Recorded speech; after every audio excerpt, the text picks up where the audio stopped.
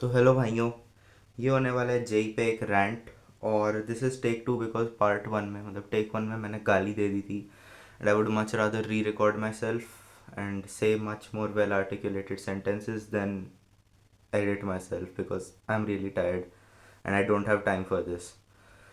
Anyways, तो video start करने के पहले मैं एक डिस्क्लेमर देना चाहता हूँ कि इस वीडियो में कोई एडिटिंग नहीं होने वाली है। This is just a rant, कोई सॉल्यूशंस नहीं होना है। This is just a rant. मैं बस अपनी भड़ास निकालने के लिए वीडियो बना रहा हूँ और हो सकता है मैं चिल्लाने लग जाऊँ, तो वॉल्यूम बटन पे उंगली रखना अपनी, है ना, ध्यान रखना। तो यही एक ट्रैप है और ये रियलाइज़ होता है मोस्टली बच्चों को जब उनकी प्रिपरेशन ख़त्म होने वाली होती है और उनके एग्ज़ाम सिर पे होते हैं और उनको रियलाइज़ होता है कि 2 साल बर्बाद कर दिया हमने। तो फिर उसके बाद जेई की ये प्रिपरेशन जब हो जाती है तब पता चलता है कि हमने तो 2 साल बर्बाद कर दिए। फिर उसके बाद सोचते हैं कि क्या हुआ, ये 2 साल में हमने क्या किया।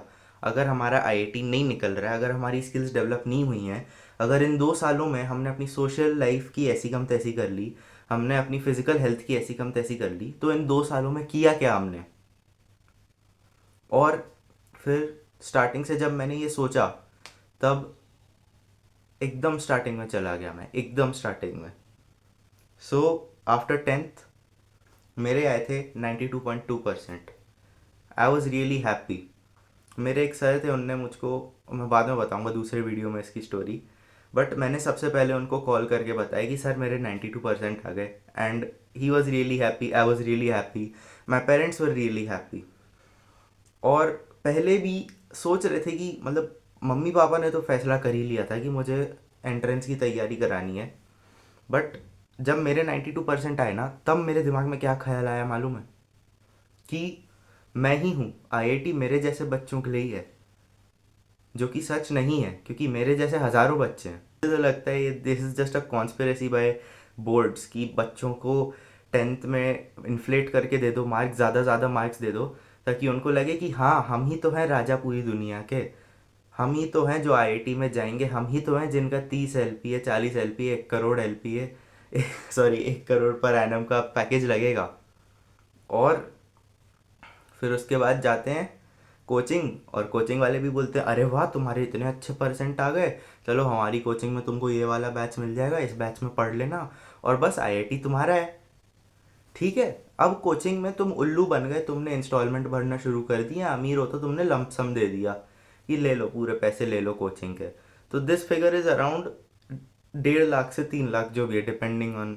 And this is very good by physics वाला कि they have reduce the fees so much, because कम से कम पैसे का तो नुकसान नहीं हो रहा है। 2 साल का नुकसान हो रहा है लेकिन कम से कम पैसे का तो नुकसान नहीं हो रहा है if you prepare for this entrance. फिर उसके बाद एंट्रेंस शुरू, एक पढ़ाई शुरू हो जाती है। एंड स्टार्टिंग के महीने में बहुत अच्छा लगता है, सब कुछ समझ आ रहा होता है मोस्टली। मुझे आ रहा था समझ में, बिकॉज मैंने एक पहले भी कोर्स अटेंड किया था which had set me up for this preparation. But बहुत आसान होता है स्टार्टिंग का, एंड सारे टीचर्स एकदम एंथुजियाज्म से पढ़ा रहे होते हैं। और फिर उसके बाद धीरे धीरे पता चलता है कि हाँ एनसीईआरटी नहीं है काफ़ी, डीसी पांडे खरीदनी है, एच सी वर्मा खरीदनी है, फिजिक्स गैलेक्सी खरीदनी है, वो रेजने कैलेडे मतलब ये सब खरीदनी है, मैथ्स के लिए सेंगेज खरीदनी है, केमिस्ट्री के लिए वो अवस्थी पता नहीं अब मुझे। If you know the books I am talking about, PYQs लेने हैं। पीवाई क्यूज़ तो सबको पता होगा। एंड फिर उसके बाद ये सब पता चलता है तो फिर धीरे धीरे खर्चा बढ़ने लग जाता है। और जब तुम कोचिंग शुरू करते हो तो आने जाने का खर्चा लगता है सबसे पहले, वो मुझे सबसे ज़्यादा अखरा था। बट मैं साइकिल से जाता था। एंड मेरे साथ पता है क्या ट्रेजेडी हुई? डीएवी में मैंने इलेवेंथ इलेवेंथ में मैं डीएवी गया था, क्योंकि एक पड़ोसी है, उसको मैं रिकॉर्ड में एडिट नहीं करना चाहता इसलिए गाली भी नहीं दे सकता। दे दी गाली जितनी देनी थी। तो उसने बोल दिया कि हाँ तू डीएवी चला जा, तेरी प्रिपरेशन बहुत अच्छी हो जाएगी। और जो मेरी कोचिंग है वो स्कूल के बाजू में ही थी, डीएवी के बाजू में।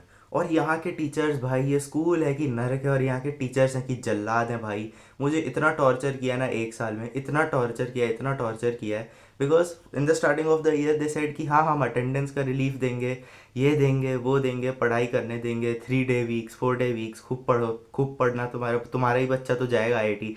सेम बुलशिट जो कोचिंग वालों ने बोली थी। And my parents fail for it just like your parents did, just like हमारे जूनियर्स के parents fail for it, and just like more generations will fall for it. और ले लिया एडमिशन, और हो गई मेरी एनीवेज उप्स एनीवेज। तो फिर उसके बाद जब ये रिकॉर्ड हो रहा है ना, वो एक सेकंड, हाँ हो रहा है।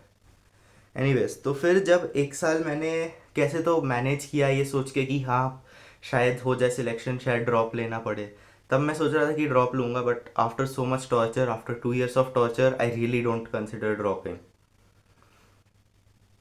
आई would rather drop, if you know what I mean. फिर उसके बाद जब ये एक साल के बाद टॉर्चर हुआ ना मेरा, तो 12th में मैंने छोड़ दिया स्कूल, मैं चला गया किसी डमी में। That was okay, it came with its own problems, but that is for another time. But the big picture is कि अब टाइम ख़त्म हो चुका था। Now the syllabus had started getting harder, and life was as hard as it was before, there was no buffer time.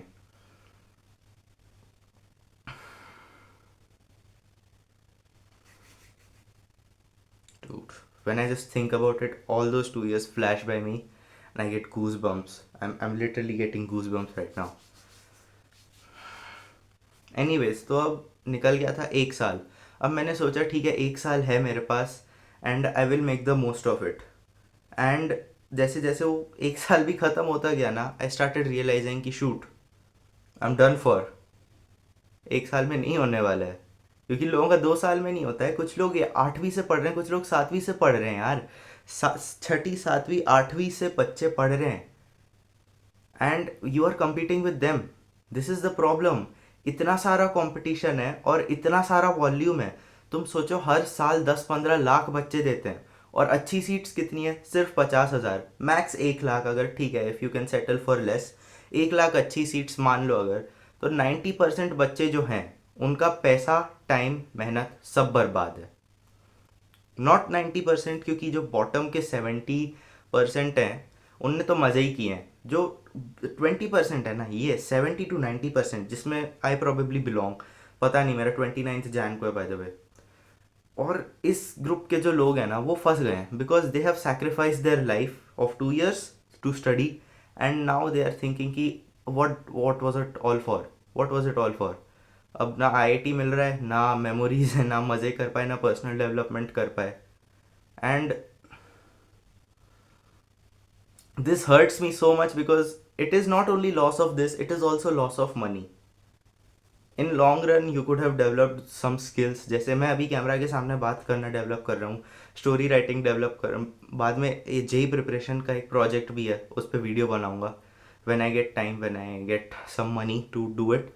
But you have lost on so much money. अगर तुम घर पे रहते हो तो कोचिंग से आने जाने का पैसा, और अगर हॉस्टल में रहते हो तो हॉस्टल में रहने का पैसा, हॉस्टल में खाने का पैसा, हॉस्टल से आने जाने का पैसा, बुक्स का पैसा, और रहने का मतलब हाँ वो काउंट हो गया है। And if you think I am sounding very composed, मैं थोड़ा बहुत एडिट करके, मतलब गाली वाली काट के थोड़ा सा डालूंगा कुछ दिन बाद, and just see how angry I am just so compose, क्योंकि मैं पहले भी सोच चुका हूँ इस सब के बारे में। मतलब एक बार, this is the second take. इतना सारा खर्चा, इतना सारे सैक्रिफाइसेस, उसके बाद भी 90% बच्चों को आईआईटी नहीं मिलता है। सैक्रिफाइस किया तो 20% मान लो, मतलब 2 लाख बच्चे एनुअली, 2 लाख बच्चे सिर्फ साइंस की स्ट्रीम में will carry the regret for the rest of their life, the regret of wasting 2 years। और अब ठीक है, ये सब भी ठीक है, अब आती है पीक एग्ज़ाम टाइम। और अब होते हैं 2 टाइप के टीचर्स। एक होते हैं जो तुमको आसान आसान सवाल कराएंगे, होप देते रहेंगे कि ठीक है, and it is, I don't know, like you have to pick one.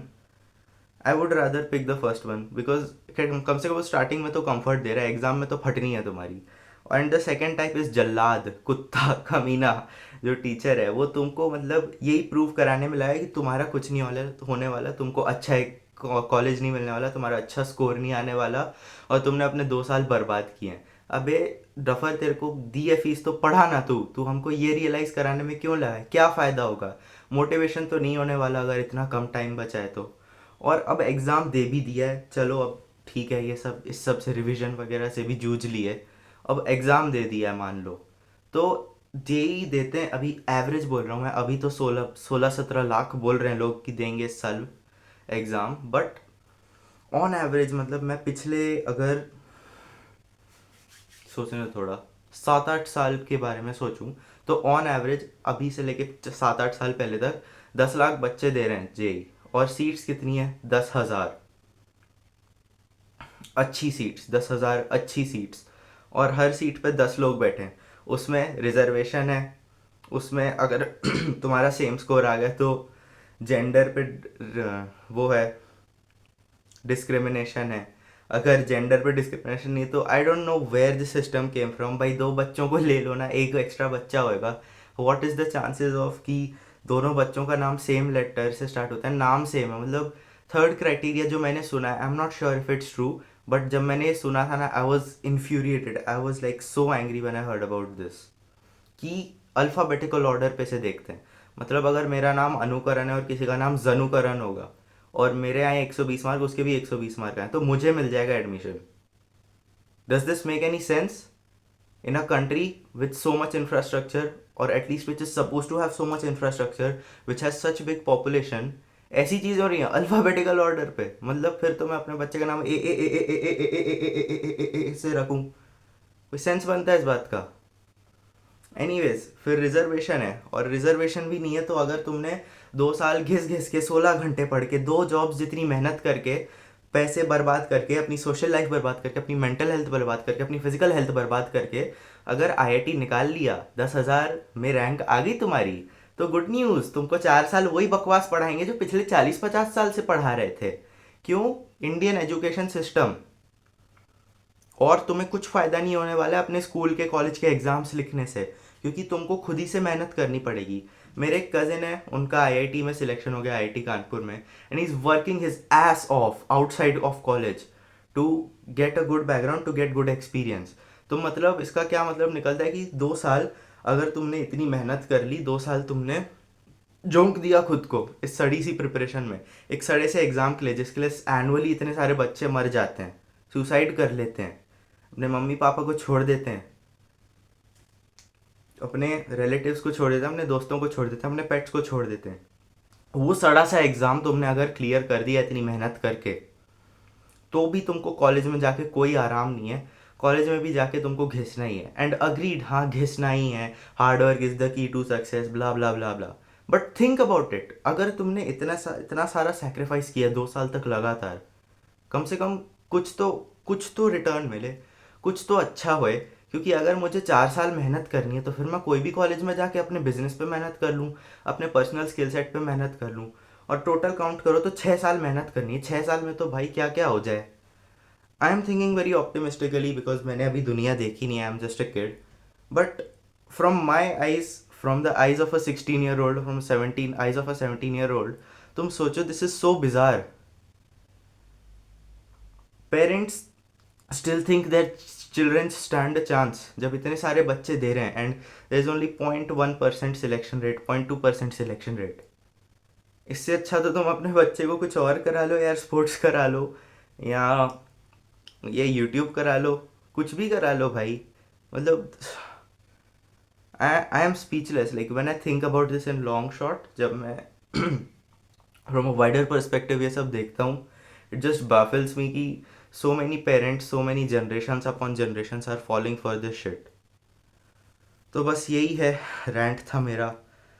कुछ और याद आएगा तो शायद बोलूँगा, अब इसके बाद नहीं बोलूँगा, रहने दो। यही था मेरा रैंट, यही है, रिग्रेट है थोड़ा सा, हल्का सा, उसी की वजह से रैंट बनाया, लेकिन क्या कर सकते हैं, मेहनत ही कर सकते हैं आगे। आईआईटी मिले चाहे नहीं मिले, मेहनत तो भी करनी पड़ेगी। चलो भाई प्लीज़, मतलब if you have juniors who are thinking कि उनका आईआईटी में हो जाएगा, उनको डिल्लू लैंड से बाहर निकालो, उनको समझाओ भाई ये इतना आसान नहीं होता है, लग जाते हैं, ऐसी कम तैसी हो जाती है 2 सालों में।